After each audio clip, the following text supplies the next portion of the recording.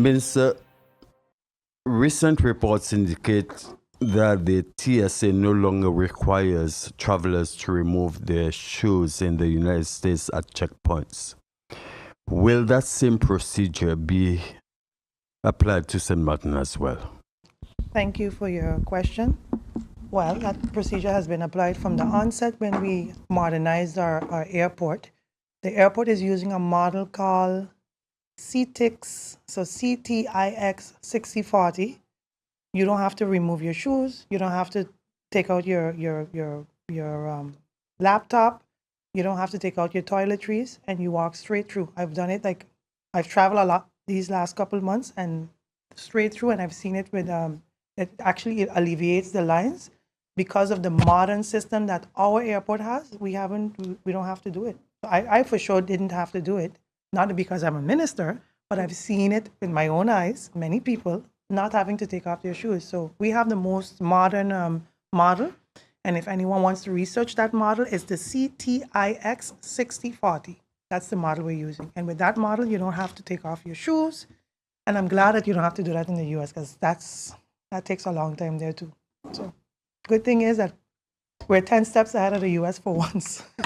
You would be able to help us out getting some understanding as to what's going on with the motions that were provided for NVG-EBE and the relief that members of parliament want to give to consumers on St. Martin, many of whom could hardly pay their bills. But Minister,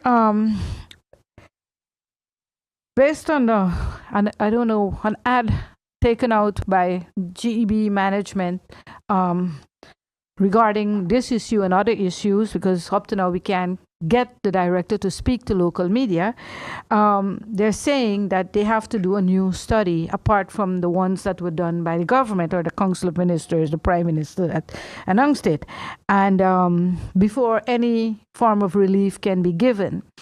I'd like to know if the Council of Ministers, not just the Prime Minister, but the Council of Ministers, have they considered when discussing this matter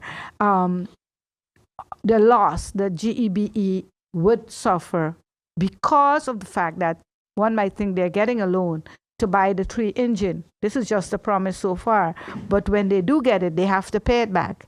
Besides that, they have other expenses such as maintenance and all of that they would have to pay for over the time frame. And what I'm getting from persons within the company is that if they should give this amount of relief, then they would end up like a 20 million a year annual loss, and they will not be able to meet their own expenses. Has the government discussed this, and how do you guys plan to approach this matter? So thank you, Bibi, for that question.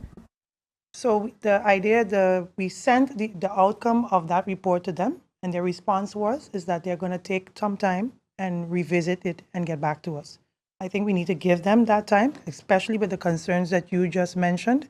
Allow them to take all what is recommended from BTP Curacao into soak it in and see if it is possible to be done. And I think the next step is for them to come and present and have that discussion. We haven't had that discussion yet to hear from them. Their only response to us was that they would be doing some research on their own. So I will allow GB to do that, and then we hear from them very soon. Because, of course, exactly what you say is a concern.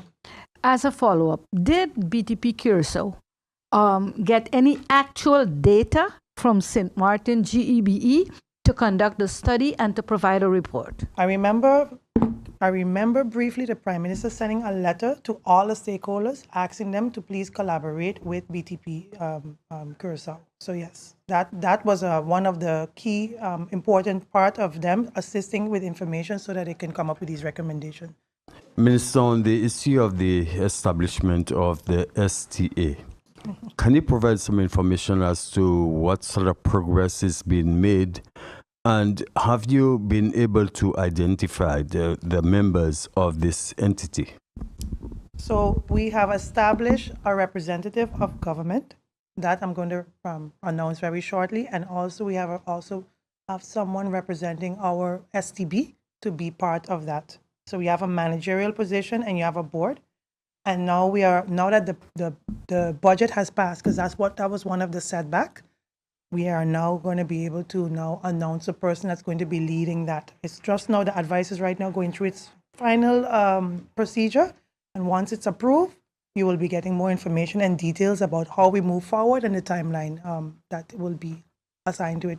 I know for a fact it shouldn't take more than 6 months to establish it. So the idea is to still have it done before the year is over. Very important milestone for St. Martin.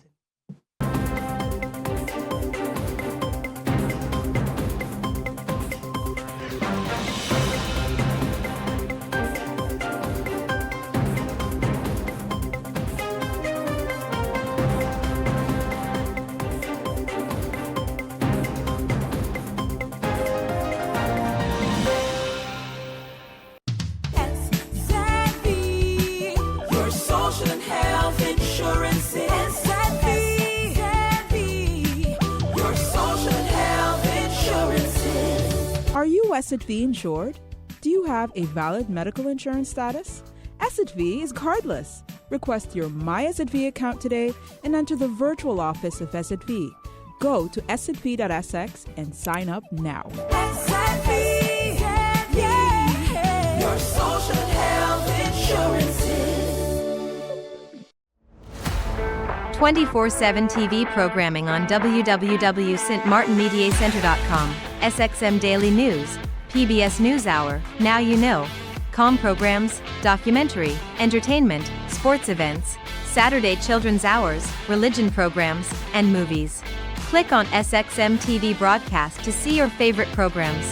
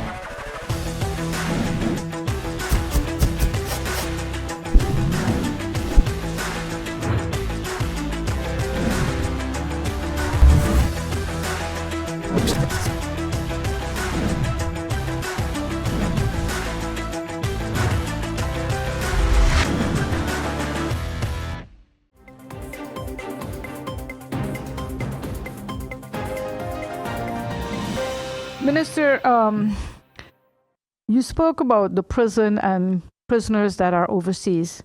How much is it costing the country for the prisoners in the Netherlands, those in Bonaire? And also, during the budget debate that you missed, there were several motions regarding justice. How are you getting through in implementing these motions, especially those for the prison? Yeah. In terms of the cost for the Netherlands, again, off the top of my head, it's about 1.2 million euros a year. It's around the area of €1 million a year. And with respect to Bonaire, I would have to check to see what arrangements we have there or agreements we have where that's concerned.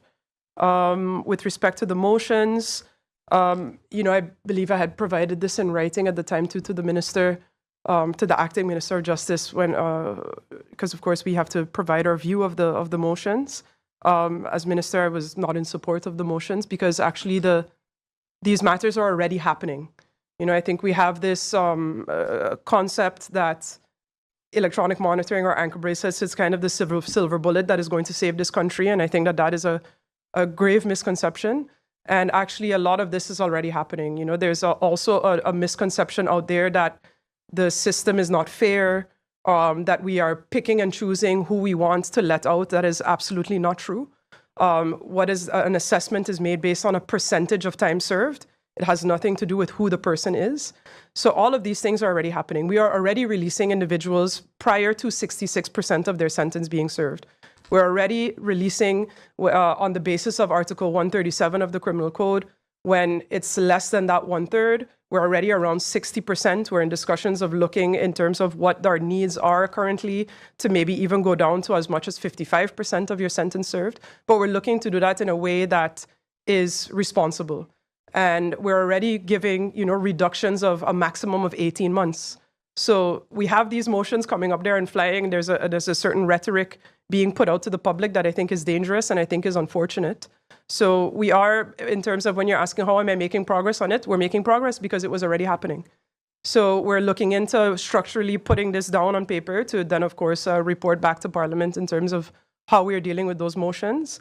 But, as I said also, it's when we look at electronic monitoring as well, it's an added cost to the cost of housing individuals as well, because we have long waiting lists, when it comes to the public as well, or when it comes to the sentences.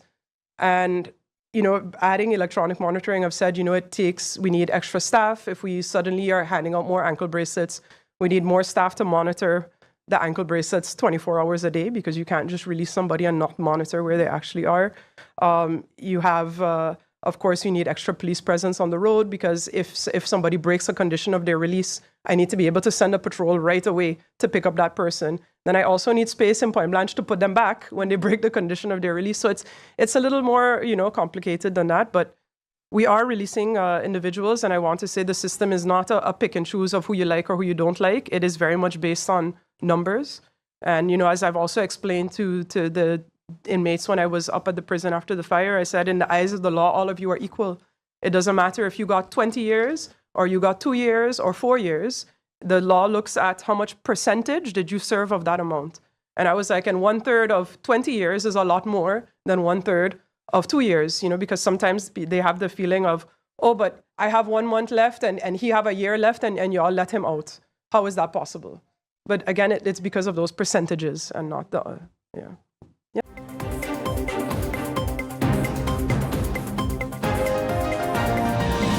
There ever be a product called cloudburst? No, cloudburst is rainfall. Yeah. So those that move from, has there ever been a case where it come from the water to the land? Yes, it can happen. Then you would consider them the same? Once it hits land, it's now a tornado. Yeah, once it's over the water, it's a water spout. The tornadoes have been in Category 3 and beyond, or? It can happen, yes. Once from a major hurricane, you can find small tornadoes in there. It can happen on a plain day too. If you have a cloud, a thunderstorm cloud, we call them CB or cumulonimbus clouds, the clouds that produce thunderstorms, because they have updrafts. What is going on inside of them is you have strong winds going up, strong winds coming down. It's just a cycle going up and down, up and down. So if one of the updrafts or the downdrafts come down off the cloud and it hit the ground, you can find anything like that happening. Wow. Yeah. Okay. Why do we track hurricanes? We need to track hurricanes to know where they're going, what they're doing, because they can do damage to our lives. So we need to track them to see where they're going. Meteorologists like myself and my colleagues want to understand the storms, what they do, and we want to know when we issue warnings and watches to you so you can prepare yourselves. We have watches. What is a hurricane watch or a tropical storm watch? Watches come with time, like 36 hours before or 48 hours before. But I tend to leave out the time because the time doesn't always work. Sometimes, depending on where it forms, you do not have 48 hours or 36 hours. So the time is irrelevant. Just what you need to know is if it's a watch, it means that conditions are possible in your area. And if it's a warning, it's more sure. It's expected. When you hear a warning, things are getting pretty dangerous. But if it's a watch, you still have time. Okay? Yeah. Okay, these are some of the tools we use. We use satellite imagery. We use radar. Radar tells us how much rainfall is in the clouds by the different colors. Satellite images tells us where it is, and we can look at it according to the formation. We know what types of clouds are where. These are the pictures you see people send out during hurricanes and storms, and some people see red and blue and all sorts of colors, and they get excited and panic. But the different colors means different things. The red colors means the temperatures of the cells within the clouds. So we also use models. Over here we have models, and we use the information from the Hurricane Hunter to tell us about the hurricane. What the Hurricane Hunter does, they fly into the hurricane, they drop some things we call soundings that relay the information back to the computers to say how strong the winds are, the temperature within it, the wind speeds, and the pressure, which are very important. So they relay that information back to the National Hurricane Center in Miami, and they give us the reading. Then we all know. So they are very important to us. And you hear everybody talking about models and models. Models is a tool that we use. They help us, but they are not exactly what you see is not what you get. You need to understand it to know what to make out of the information it gives you. Okay, things we should do when we are plotting a hurricane, which we are going to do in a while. The eye, the center that you hear they give is just the center. It's not the entire hurricane. So you need to understand the location is the location of the center, and weather can change. Adverse weather can reach your area with the eye being very far away. So it doesn't mean in advance of the hurricane, the center reaching you, the weather will change. First of all, the sea is going to start getting rough. Then you'll see the clouds and the rain. So the adverse weather conditions can happen before the eye reaches you. Yeah. And you'll hear tropical storm force winds or hurricane force winds extend a certain amount from the center. Within the eye wall, it will tell you how far out from the center that you have hurricane force winds, how far out from the center that you have storm force winds, okay? So you have to listen to these things. An example here, just an example. Tropical storm Helen, the location that you're going to hear.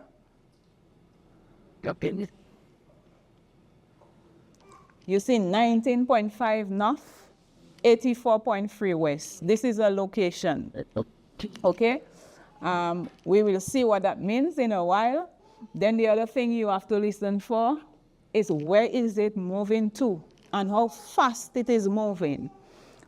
It is moving in this example, movement, it's moving northwest or 310 degrees at 12 knots. So the entire hurricane is moving at 12 miles an hour, not the wind speeds. The wind speeds is called the maximum sustained winds. That is how fast the wind is spinning. But the entire hurricane is always also moving at a particular speed. How strong is it? Is the maximum sustained winds. And the extent of the winds.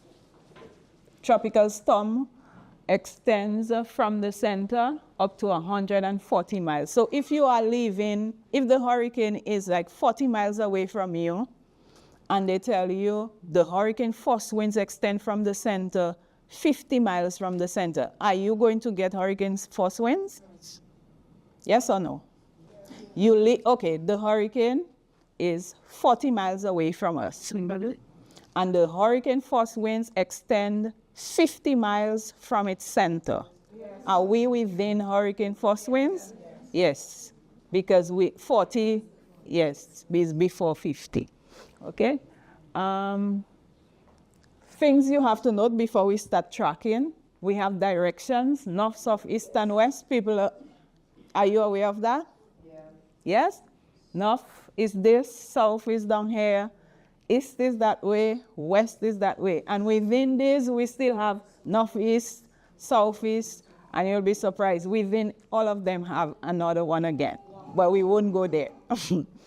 On the maps that Hurricane Center issues, those you would see on the computers, they have different signs. You would see Hurricane Helene with a hole in the center.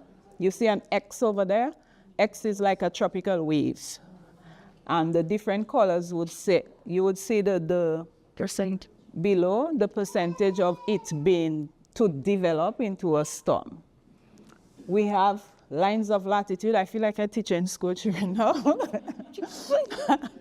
I am not sure of your knowledge of this. It might be a little technical.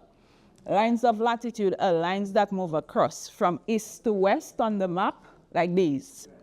And they have numbers. So the location we were talking about previously has to do with that. So the first half of the location is a latitude from east to west. The second is the line of longitude. They move from north to south on the map, longitude. So that's the second half of the location you would have seen.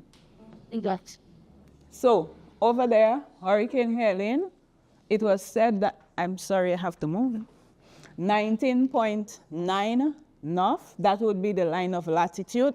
The lines moving from east to west, just before 20, you would get 19. So from the bottom of the map going up, you would see numbers that would represent the lines of latitude. So I have mapped 19.9, and the lines of longitude, which is the second half, 84.9.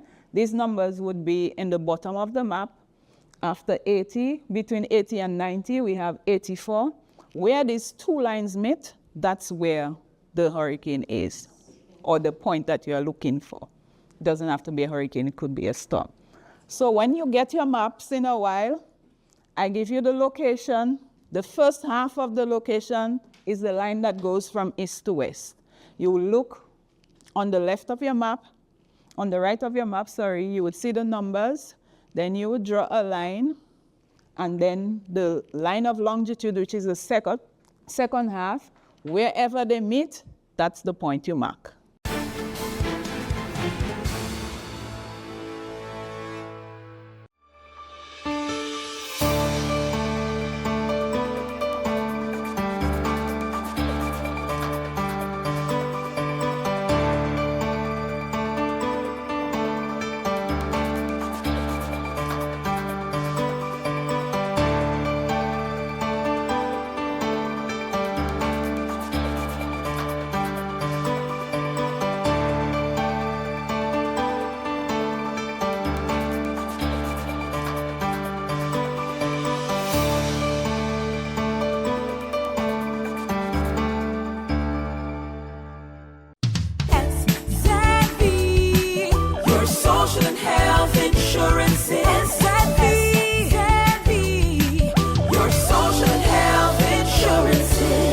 Are you SXV insured? Do you have a valid medical insurance status?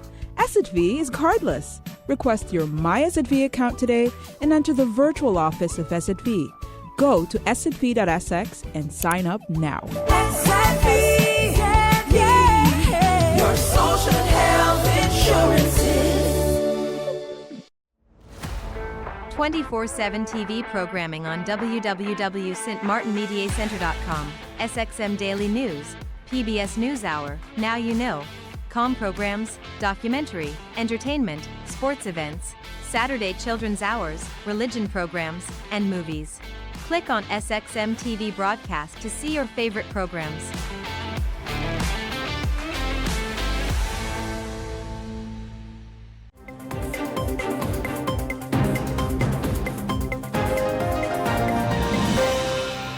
On Saturday, the Trinidad and Tobago Police Retirees Association led a youth peace march, hoping to unite the community and start a conversation about crime, mentorship, and youth empowerment.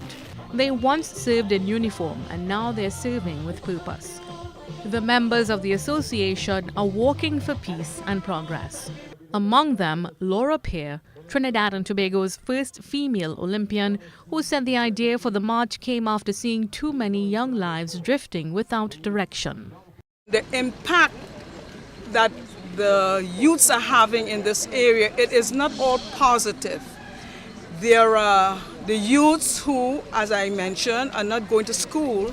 There are the youths who staying home. There are the youths who just decided that they're just going to shut down and not do anything for the community. So therefore, we need trade. We need some help to ensure that our youths do get desensitized in understanding that good citizenship in this community will make a world of difference. Another member, Carlton Williams, said the elders of the community have a duty to lead by example and show young people that they matter. You will only get the type of community depending on the input that you give. The youths would follow you. You will have to speak with them constantly. Don't despair, because you would understand that even in your parents' time, how many times they would have spoken to you all for you to get on the short and narrow way. But leadership, he said, is only one part of the puzzle.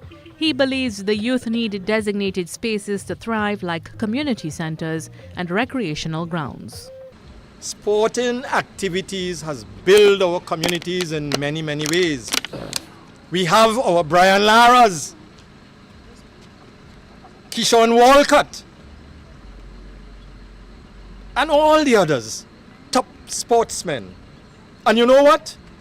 They came from rural areas like this.